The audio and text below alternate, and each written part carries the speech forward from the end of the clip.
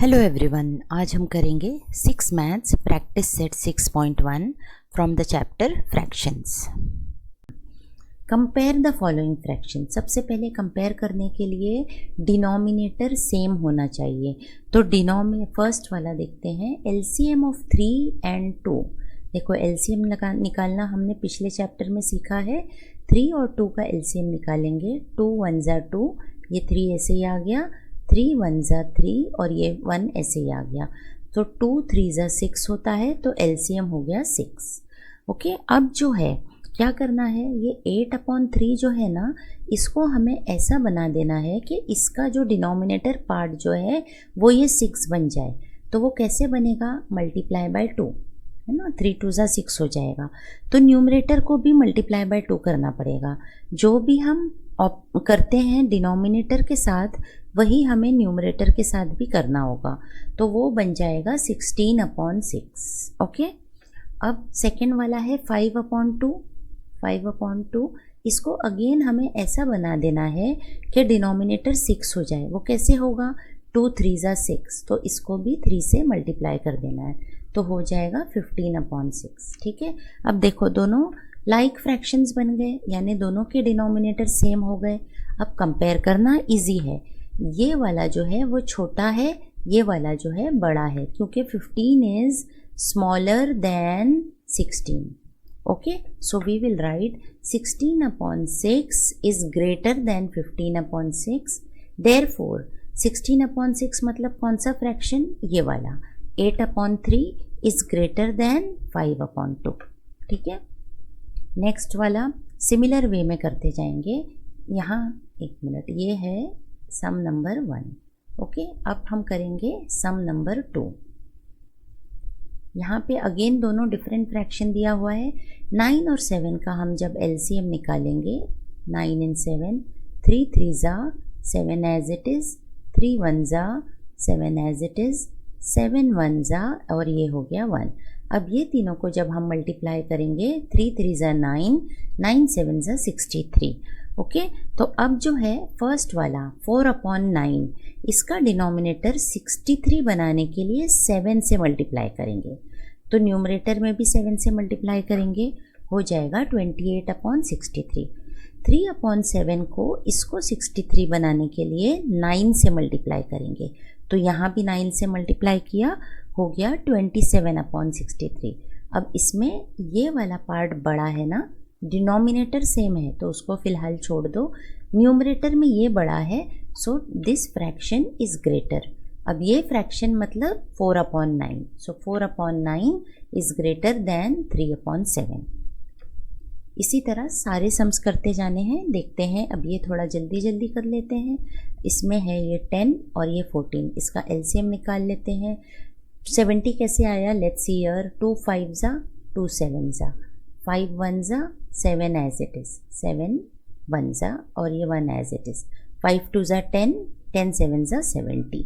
Okay, सो 70। अब ये 10 को 7/10 है ना, ये 10 को 70 बनाने के लिए 7 से मल्टीप्लाई करेंगे, तो यहाँ भी 7 से मल्टीप्लाई होगा, 49/70 बन गया। 14 को 70 बनाने के लिए 5 से मल्टीप्लाई करेंगे, so here also it becomes 45/70. Which one is greater? This one is greater. Therefore, this fraction is greater. Sum number 2 देखते हैं। फॉलोइंग फ्रैक्शंस जो हैं वो असेंडिंग और डिसेंडिंग ऑर्डर में लिखना है। पहले हम कंपेयर करते हैं उसको। ये देखो तीनों के डिनोमिनेटर डिफरेंट है, तो सेम बनाना होगा। एलसीएम निकालते हैं 2 4 और 8 का। 2 1 ज़ा 2, 2 2 ज़ा 4, 2 4 ज़ा 8, अगेन 2 1 एज इट इज़, 2 1 ज़ा 2, 2 2 ज़ा 4, अगेन 2 2 1 ज़ा 2। ओके, 2 2 ज़ा 4, 4 2 ज़ा 8, so LCM is 8। Now to make 11/8 as 8, it will remain same, right? So multiplied by 1. To make 4 become 8, what we'll do, we'll multiply by 2. So here also multiply by 2, it becomes 4/8. 2 को जो 8 बनाने के लिए क्या करना होगा, 4 से multiply करना होगा, तो यहाँ भी। ओके, अब ये सारे नंबर्स हमें आ गए। अब असेंडिंग ऑर्डर क्या होता है? फॉर एग्जाम्पल अगर हम नेचुरल नंबर्स लें तो असेंडिंग ऑर्डर जो होगा वो होगा 1 2 3 4, है ना, छोटे से बड़ा होता जा रहा है। तो यहाँ पे भी सबसे स्मॉलेस्ट कौन सा दिख रहा है? ये वाला।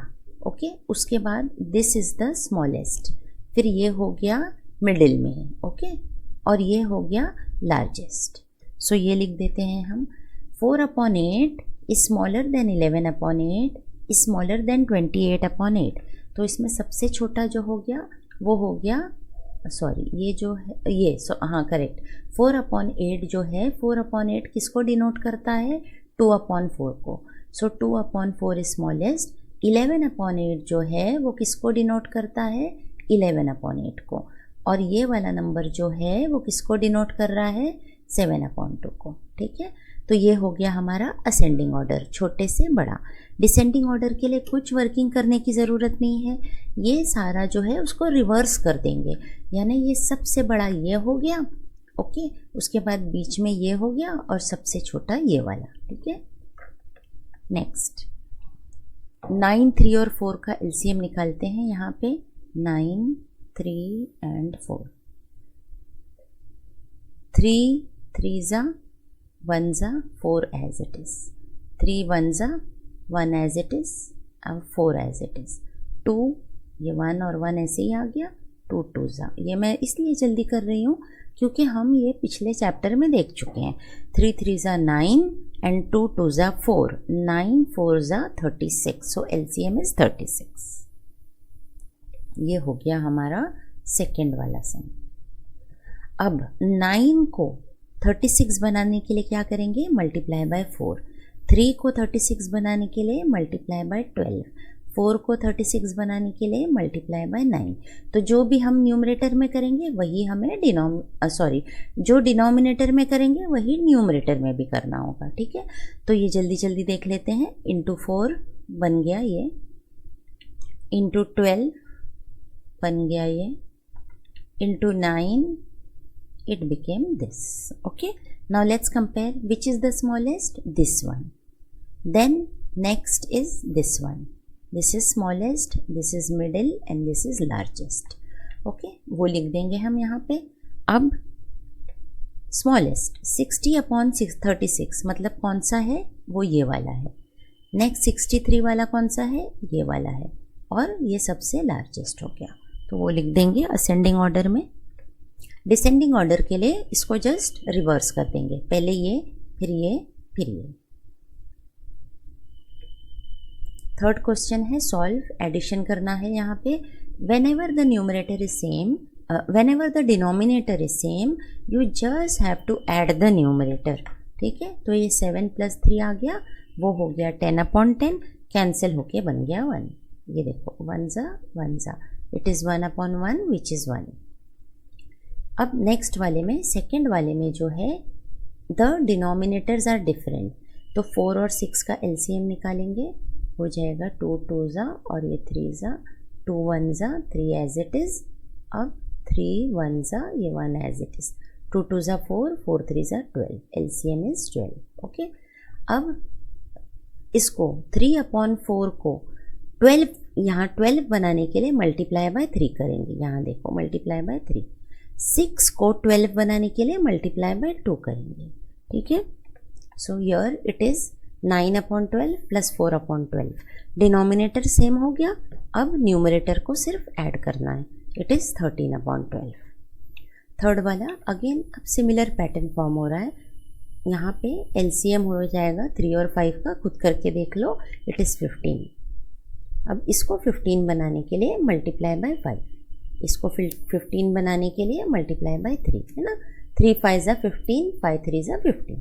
So here it is multiply by 5 and here it is multiply by 3। ये बन गया 5/15 और ये बन गया 21/15। Now just add the numerator, it is 26/15। Fourth वाला अगेन सेम मेथड, 10 और 5 का एलसीएम जो होता है वो होता है 10। देखो यहाँ करके देख लेते हैं, 5 1 जा एंड दिस इज 2 एंड 2 1 जा, ये हो गया ना 10, so it is 10।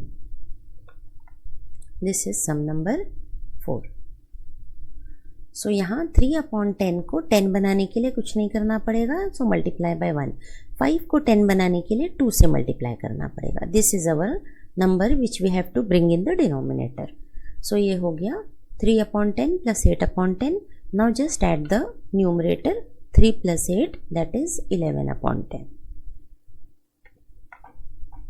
Fifth sum में सब्ट्रैक्शन है, अगेन डिनोमिनेटर सेम है, तो हमें क्या करना होगा, we just have to subtract the numerator.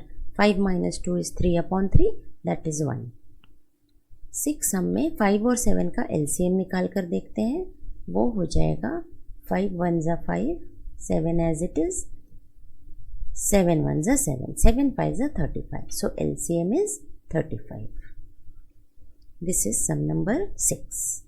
अब 3/5 को यहाँ 35, इसको 35 बनाने के लिए 7 से मल्टीप्लाई करेंगे, 7 को 35 बनाने के लिए 5 से मल्टीप्लाई करेंगे, तो न्यूमरेटर में भी सेम चीज़ हो जाएगी। Okay, so it becomes 21/35 - 15/35। अब जो है डिनोमिनेटर सेम हो गया है, तो न्यूमरेटर को जस्ट सब्ट्रैक्ट कर लेंगे, सो इट बिकम्स 6/35। फोर्थ वाला जो है वर्ड प्रॉब्लम है। A house is built on 2/5 part. Okay, so part of plot used for house is 2/5 और जो बाकी का है उसमें गार्डन बन गया है। हमें पता करना है कि कितने पार्ट में गार्डन बना है। इसके लिए हम क्या करेंगे, टोटल पार्ट्स जो है वो होंगे 1। सपोज ये 1 है, इसको 5 पार्ट में डिवाइड कर दो, 1 2 3 4 और 5। हाँ, तो ये टोटल पार्ट्स कितने हो गए, 5/5 विच इज़ 1, तो इसलिए यहाँ 1 लिखा हुआ है। अब 1 में से हमें कितना निकाल देना है, एक, this is 1 part and this is 2 part, 2 out of 5 part हमें निकाल देना है। देखो यहाँ आंसर हमें फिगर बना के भी मिल जाता है। ये remaining part 1 2 3 that means 3/5 is used for the garden, लेकिन हमें सम में कैलकुलेट करने के लिए उसको इस तरह करना होगा। अब इस तरह का जब भी आता है ना, तो क्या करना है, हमें ये 5 को इधर क्रॉस मल्टीप्लाई कर देना है।